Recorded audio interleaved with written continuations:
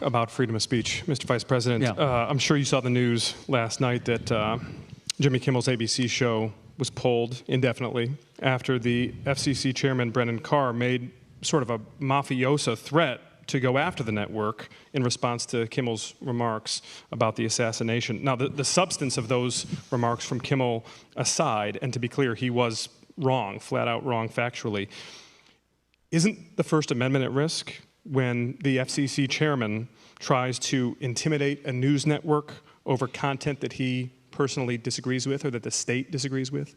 Well, the First Amendment of the Constitution protects against government censorship of individuals.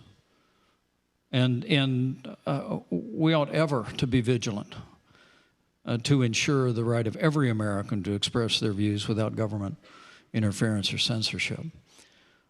The First Amendment, though, does not protect entertainers who say crass or thoughtless things, as Jimmy Kimmel did in the wake of a national tragedy. And private employers have every right to dismiss employees, whether they're television talk show hosts or otherwise, if they violate the standards of that company. Now, I would have preferred that the chairman of the FCC had not weighed in. That's the. But I respect the right of the networks to make the decision, and it's not personal for me. I don't think Jimmy Kimmel ever had a kind word to say about me, and once apologized for something he said about me on the air. But that's not the point.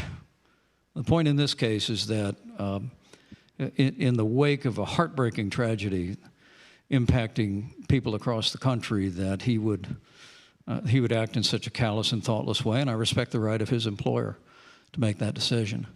I think now, speech is important, though, and the other part of this is, I have long believed that democracy depends on heavy doses of civility.